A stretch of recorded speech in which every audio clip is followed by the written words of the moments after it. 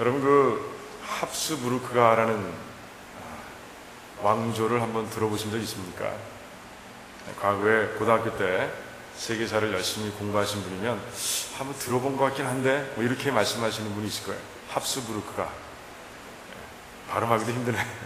그 오스트리아에 있는 왕조입니다. 그 합스부르크가의 황제들이 죽게 되면 그 장례 예배를 드리고 예식을 드리는데 아주 독특한 그런 내용이 추가되어 있는 것을, 거기 들어있는 것을 우리가 보게 됩니다.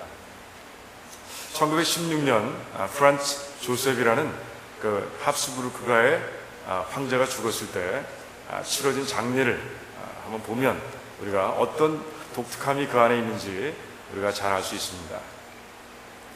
장례를 준비하는 의전관이 이제 앞장서서 그 장대한 그 장례 행렬을 이제 몰고 오스트리아 비엔에 있는 그 카푸친이라는 수도원으로 향합니다. 그 카푸친이라는 수도원에는 그 합스부르크가의 그 모든 황제들이 묻혀 있는 묘지가 있는 그런 곳입니다. 그래서 그곳으로 가는 거예요. 그래서 수도원 문에 도착을 하면 이제 의전관이 이제 문을 두드립니다. 그럼 그 문 뒤에서 그 수도원 원장이 이렇게 묻습니다. 누구요? 하고 묻습니다. 그럼 이제 그 의전관이 이렇게 대답합니다. 나는 오스트리아의 황제이자 헝가리의 왕인 프란츠 조셉입니다. 그러면 수도원장은 재차 묻습니다. 나는 당신을 잘 모르겠습니다. 도대체 누군지 다시 한번 설명해 주시겠습니까? 라고 묻습니다. 그러면 의장관은 조금 더 도도한 목소리로 이제 얘기합니다. 나는 오스트리아의 황제이자 헝가리, 보헤미아, 갈리시아, 로도메리아, 달마시아의 왕이며 프란실바니아의 대공작이자 모라비아의 후작이며 스티리아의 코린티아의 공작인 프란츠 조셉이요 라고 이제 얘기합니다. 그러면 이제 수도원장이 다시 묻습니다. 이제 좀 냉정한, 쌀쌀한 그런 분위기가 느껴지는 그런 목소리로 이제 얘기합니다. 우리는 당신을 아직도 모르겠소. 당신은 누구요? 라고 묻습니다. 그때 이제 의전관은 그 수도원 그 문 앞에 무릎을 꿇고 이제 겸손해진 목소리로 이렇게 대답합니다. 저는 하나님의 자비를 구하는 불쌍한 죄인 프란츠 조셉입니다. 그럼 이제 그 수도원장이 드디어 이제 알겠으니 들어오시오 라고 얘기하며 수도원의 문을 열어줍니다. 여러분들 뭐 느끼는 게 없습니까? 상당히 특별하고 독특한 게 그 장례 예식 가운데 있는 것을 우리가 알게 됩니다. 하나님의 나라로 들어가기 위해서 우리에게 필요한 것이 무엇인가 하는 생각을 우리가 깊이 해보게 되는 것이에요. 여러분들 정말 하늘나라에 들어가기 위해서 여러분들이 가지고 있어야 할 것이 무엇입니까? 프란츠 조셉은 한 나라의 황제로서 또 여러 나라의 왕으로서 많은 영향력을 이 세상에 미친 사람이었어요. 하지만 그 세상 속에서의 관계는 그가 하나님 나라에 들어가는데 아무런 소용이 없는 거예요. 하지만 한 가지 때문에 그는 이제 하나님 나라에 들어갈 수 있는 그런 모습을 보게 되는 것이죠. 그게 무엇입니까? 그렇죠. 예수 그리스도를 믿는 믿음이라는 것이죠. 여러분들은 오늘 당장 죽어도 천국에 들어갈 자신이 있습니까? 왜 3분의 1만 대답하세요? 정말 지금 당장 죽어도 하나님 나라에 들어갈 그런 자신이 있습니까? 많은 분들이 그러실 거예요. 기분 나빠서. 아니, 초등부 학생들에게나 물어볼 그런 질문을 왜 아침에 하느냐 이렇게 물어보시는 분도 계실 거예요. 그런데 세상이 그렇지 않아요. 여러분, 이 미국의 영적인 상태를 계속해서 설문조사를 통해서 그 측정해온 그 바나 연구소라는 데가 있습니다. 그 바나 연구소에 의해서 조사된 결과를, 최근 결과를 보면요, 미국인의 그 신앙인을 얘기합니다. 미국인의 기독교인 가운데서 25%가, 무려 25%가 예수 그리스도를 믿지 않아도 천국에 들어갈 수 있다고 그렇게 믿는다는 거예요. 우리와 똑같은 신앙인들이 그렇게 믿고 있다는 것이죠. 여러분 믿어지십니까? 그런데 그게 바로 현실이라는 것이에요. 하나님과의 관계가, 예수 그리스도의 관계가 중요시 여겨지지 않는 그런 시대를 우리가 살아가고 있다는 것을 우리가 알게 됩니다. 그런 가운데 나도 모르게 그런 풍조와 물결에 젖어 있을 수가 있는 거예요. 그래서 제가 오늘 아침에 제가 또 한번 물어본 거예요. 프란츠 조셉의 장례 절차를 말씀드리면서 여러분들께 믿음을 물어본 거예요. 여러분들 언제 누가 물어보든 간에 지금 당장 죽어도 천국에 갈 수 있습니까? 물어보면 아멘! 하고 힘있게 대답할 수 있는 여러분들이 되시기를 주님의 이름으로 축원드립니다. 우리가 지난 시간부터 이제 시련을 극복할 수 있는 두 번째 방법에 대해서 오늘 말씀을 통해서 보고 있습니다. 배우는 가운데 있습니다. 자, 여러분들 기억나세요? 시련을 이길 수 있는 두 번째 방법이 무엇인지. 지난주가 연합체육대회였었고, 그래서 우리가 한 주를 건너뛰었기 때문에 기억하기 좀 힘들 거로 알고 제가 답을 드립니다. 예수님과의 관계를 건강하게 세우라. 바로 세우라. 그러면 그 가운데서 우리는 승리할 수 있다라고 제가 이 본문의 근거에서 말씀을 드렸습니다. 그리고 그 예수님과의 관계를 분명하게 건강하게 세우는 방법에 대해서도 제가 말씀을 드렸어요. 그 첫 번째 방법이 무엇입니까? 예수님을 사랑하는 것이라고 말씀드렸어요. 너무 쉽죠? 너무 쉬워요. 이걸 가지고 무슨 설교를 하나 우리가 그렇게 생각할 수도 있습니다. 아무튼 지난 시간에 우리가 그 설교를 통해서 우리가 은혜를 받은 적이 있습니다. 오늘은 두 번째, 예수님과의 관계를 분명하게 세우는 두 번째 방법에 대해서 오늘 보기를 원하는 것이죠. 오늘 8절 말씀에 있는데 여러분 한번 찾아보시겠습니까? 후반부쯤에 있습니다. 뭘까요?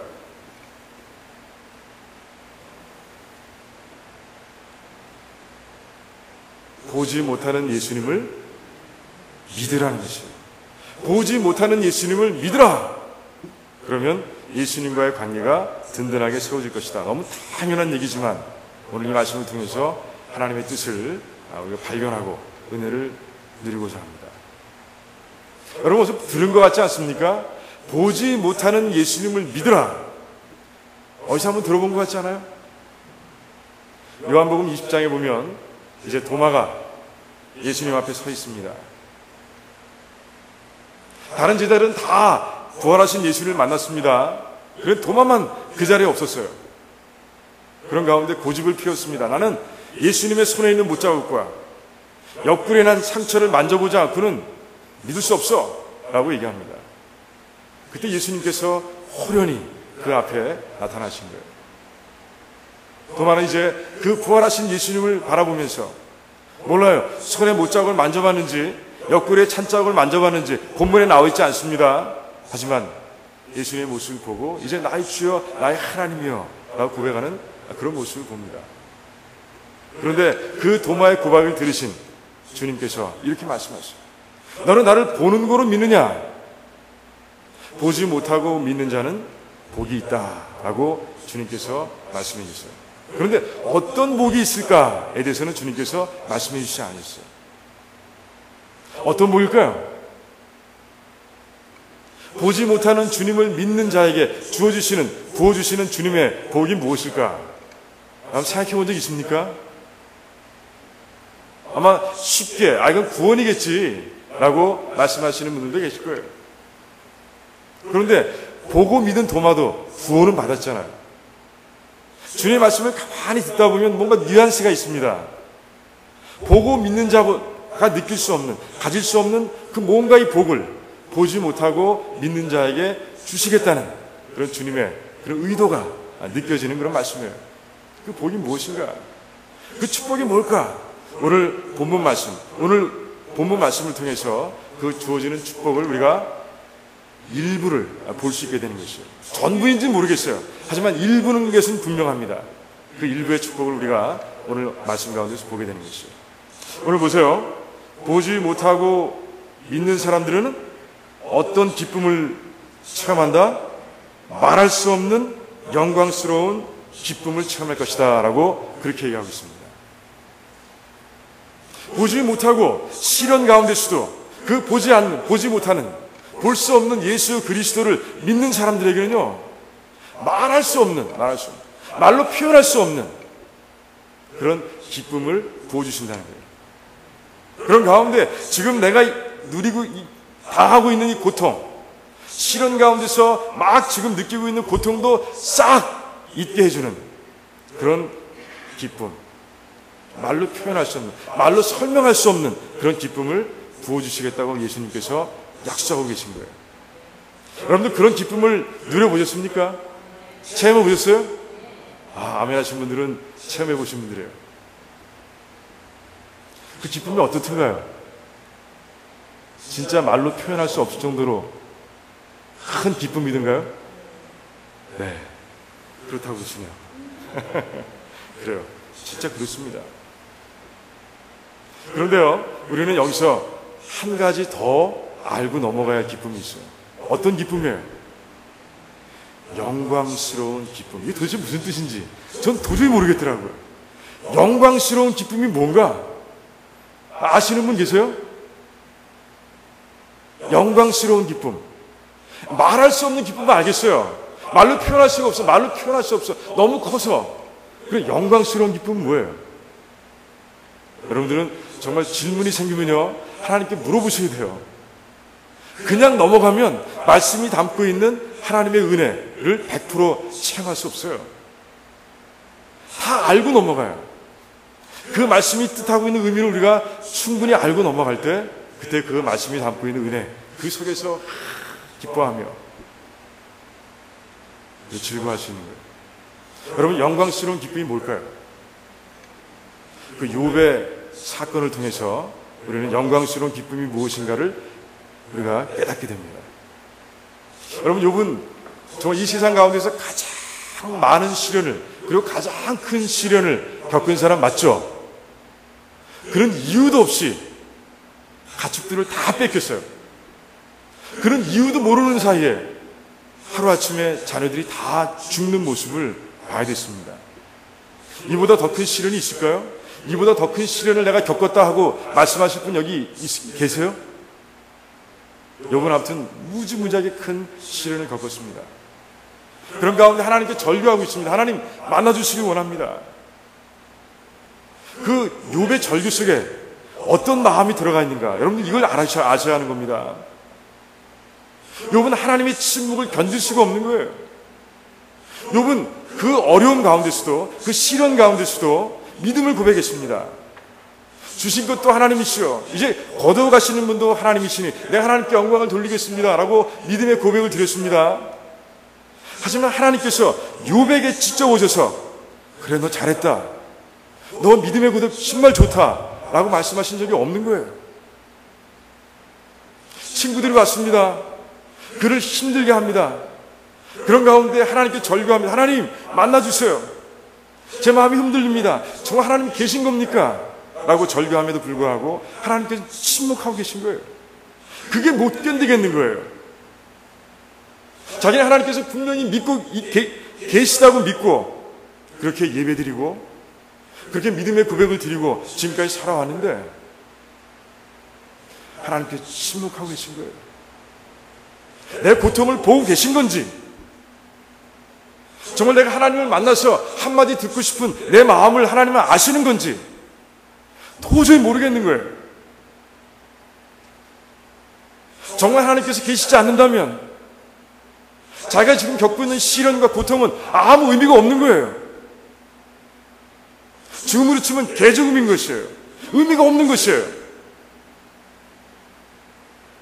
하나님께서 살아계신 것을 자기가 체험해야 그 모든 시련을 허락하신 분이 하나님이신 걸 알고 그 속에서 만족을 얻을 수 있겠다고, 지금 하나님께서 그렇게, 하나님 앞에서 그렇게 절규하고 있는 욥의 모습을 여러분들이 마음속에 그려야 욥기를 이해할 수 있습니다.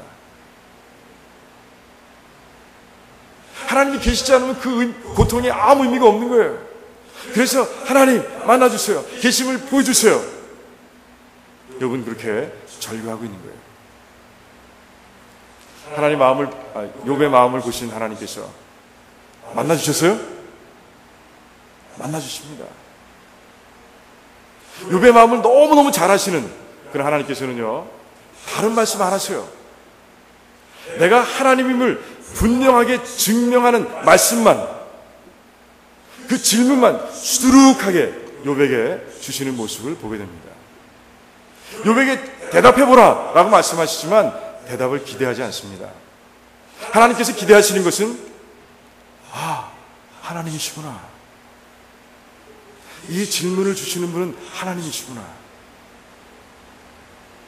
내가 땅에 기초를 놓을 때 너는 어디 있었느냐? 네가 깊은 바닷속을 걸어본 적이 있느냐? 이 질문을 하실 분은 하나님밖에 없다. 그렇게 욥이 깨달아주길 하나님께서 원하신 거예요. 그런 가운데 하나님만이 부어줄 수 있는 그런 질문을 욥에게 퍼부으시는 하나님의 모습을 보게 됩니다. 저는 욥이 얼마나 기뻤을까 하는 생각을 해보게 됩니다. 욥의 기쁨이요, 이제 마지막 장에 담겨 있습니다. 지금까지는 이 하나님에 대해서 내가 들었는데, 여기 대해서라는 게 중요합니다. About God, I hear from one source, another source. 뭐 그런 얘기예요. 누군가로부터 하나님에 대해서 내가 들었는데, 이제는 내가 직접 하나님을 봅니다 라고 고백하는 거예요. 얼마나 기뻤을까. 이게 욥의 믿음의 차이인 것이에요. 하나님을 만나기 전, 그 질문 속에서 하나님을 만나기 전에 욥의 상태와 만나고 난 후에 욥의 상태가 다른 것이에요. 만나기 전에는 그 고통 가운데서, 시련 가운데서 그는 절규했습니다. 하나님 의심했습니다. 하나님 계신 겁니까? 그런데 이제 만나고 나자 그 의심은 싹 사라지고, 그리고 하나님께 자신의 시련에 대해서, 자신의 고통에 대해서 응석을 부리는 모습도 없습니다. 왜? 기쁜 거예요. 하나님께서 계시다는 사실이 너무 기쁜 거예요. 그 모습을 자기에게 직접 보여주신 그 하나님 때문에 너무 기쁜 거예요. 자신의 고통, 어려움, 이건 생각할 겨를도 없습니다. 너무 기뻐서. 하나님 만난 가운데, 하나님의 임재하심 가운데서 욥은 지금 영광스러운 기쁨을 누리고 있는 것입니다. 이제 좀 이해가 되십니까? 저는 여러분들이 좀 하나님을 만나고 체험하는 가운데 이 욥이 누렸던 기쁨을 여러분들도 누리시길 바랍니다. 이 머릿속에만 하나님에 대한 지식이 들어있어서는요, 이 머리로만 하나님 믿어서는요, 예수 그리스도를 믿어서는요, 그런 기쁨을 절대로 맛볼 수 없습니다. 정말 하나님이 살아계심을 내 가슴으로 믿을 때 여러분들은 시련 가운데서 기뻐할 수 있는, 말로 표현할 수 없는, 설명할 수 없는 그런 기쁨을 여러분들이 누리게 되신다는 거죠. 여러분들이 그런 영광스러운 기쁨을 다 누리게 되시길 주님의 이름으로 축원드립니다. 저는 이번 총회 다녀오면서 한 가지 귀한 소득이 있었어요. 춘천에 있는 한마음 침례교회, 아마 한번 제가 소개해드린 바가 있는지도 모르겠습니다. 그 김성로 목사님이 그 총회 주강사로 오셨어요. 평소에 만나보고 싶었는데, 직접 그 설교를 듣고 싶었는데, 직접 그분이 교회를 세운 이야기를 듣고 싶었는데 다 듣고 왔어요. 얼마나 기쁘든지. 영광스러운 기쁨은 아니지만 아무튼 큰 기쁨을 제가 맛보고 왔습니다. 그 이야기를 듣는데 마음이 뜨거워지더라고요. 그 목사님은 청년들 사역을 감당하고 있습니다. 주로 청년들이에요. 처음에 목회를 시작할 때 그분은 6명을 택했어요. 대학생들.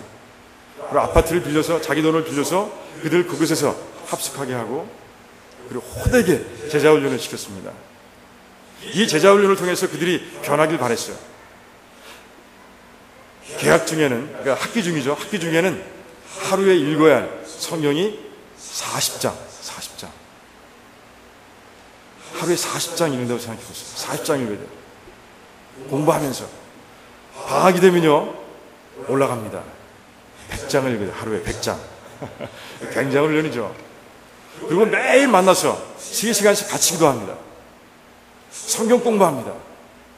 야, 이들이 공부할 시간이 있나 하는 생각이 들 정도로 그렇게 혹독하게 스파르타식으로 제자 훈련을 시켰어요. 여름방학이나 겨울방학이 되면 30일 동안 또 이제 외진 곳으로 데려가서 수련을 했습니다. 방학도 없는 거예요. 그런 가운데 자신의 방법이 맞다고 여겼습니다. 분명히 변화될 것이다. 이들이 세상을 뒤집어 놓을 것이다. 라고 그렇게 믿고 그렇게 사역을 감당했다고 합니다. 매년 6명씩 그렇게 훈련을 시켰어요.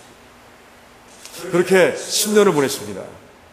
10년을 보냈는데 마음에 회의가 들기 시작합니다. 이들이 진짜 변화된 크리스찬인가? 조그만 시험과 조그만 유혹 속에서도 흔들리는 그들의 모습을 보면서 이들이 진짜 변화된 크리스찬들인가 하는 생각을 하게 됐어요. 남보다 열심입니다. 그렇게 제자훈련을 거쳤으니 남보다는 열심이죠. 하지만 진짜 변화된 그런 삶의 모습을 보기 힘들었어요. 그런 가운데 그 목사님은 1년 동안 기도하셨다고. 한 가지 질문만 가지고, 하나님, 도대체 어떻게 해야 이 청년들을 완전히 변화시킬 수 있습니까? 어떻게 해야 이 청년들을 예수님 앞에 완전히 굴복한 삶으로 그렇게 만들어낼 수 있겠습니까? 라고 물어보며 1년 동안을 기도했다고 합니다. 1년쯤 됐을 때 하나님께서 답을 주셨다. 부활의 주를 증거하라. 부활의 예수를 증거하라. 그들이 지금 나에 대한 지식이 머리에 있지 가슴에 있지 않다. 네가 부활의 나를 증거할 때 그 아이들이 나에게 완전히 굴복된 삶으로 살아가는 모습을 보게 될 것이다 라고 말씀하시더라고요. 부활의 주를 어떻게 매주 설교합니까? 어떻게 매번 가르칩니까? 다른 것도 많이 있는데, 그런데 주신 말씀을, 그 주신 음성에 근거해서 이제 매주 설교는 부활에 대한 증거였어요. 부활의 주님을 증거하는 것이에요. 성경 공부할 때마다 부활의 주님을 증거했습니다. 가르쳤습니다. 그런데 달라지기 시작하더라는 거예요. 청년들이 변화되기 시작하더라는 거예요. 주님의 말씀에 완전히 굴복된 모습으로 그들이 변화되어서 이제 예수 그리스도를, 자기를 굴복해 하신 예수 그리스도를 증거하는 삶을 살아가더라는 거예요. 어디를 가든지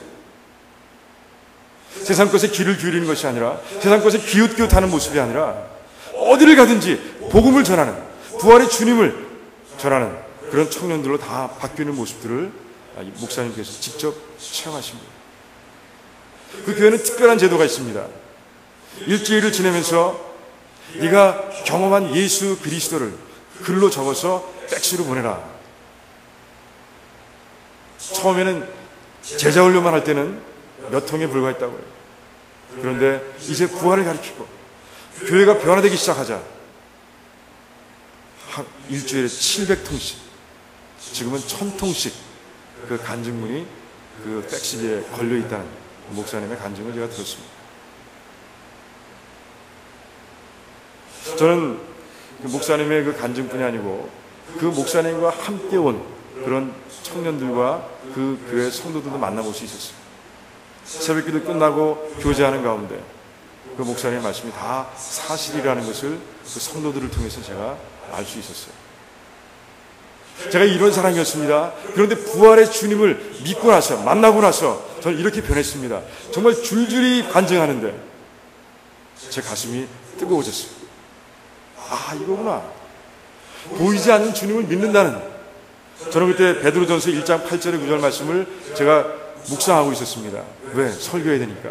그런데 그 말씀의 의미가 제 가슴으로 확 오는 거예요. 아, 이거구나.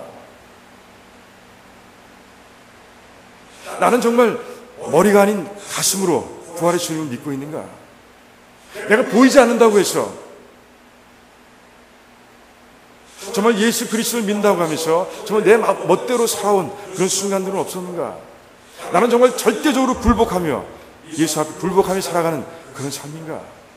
제가 물어보게 됐어요. 기도하게 됐고요. 그런 가운데 오늘 말씀을 준비하고 이렇게 여러분 앞에 나와 있는 거죠. 전 다시 한번 묻습니다. 여러분의 부활의 주님을 향한 믿음은 여기에 있습니까? 여기에 있습니까? 가슴에 있다고 생각하시는 분들은 아멘 해보시기 바랍니다. 아멘. 머리에 있다고 생각하시는 분들은 노멘. 그래요. 저는 여러분들의 그 믿음이 이 가슴에 있길 원합니다. 그러면 우리의 삶은 바뀔 거예요. 그 1300명의 한마음 교회 성도들이 증거한 것이, 이 성경에 나와 있는 그 하나님의 사람들이 증거한 그런 모습입니다. 욥이 그 고통과 시련 가운데서 우리에게 보여준 교훈입니다. 전 여러분들이 부활의 주님을 이 가슴으로 완전히 믿고 예수님과의 관계를 발휘하고 달려가는 가운데 어떠한 시련 가운데서도 그 시련을 이기고도 남는 그런 말할 수 없는 기쁨, 설명할 수 없는 기쁨, 그 기쁨 속에 살아가는 우리 성도님들이 다 되시기를 주님의 이름으로 축원드립니다. 기도하겠습니다.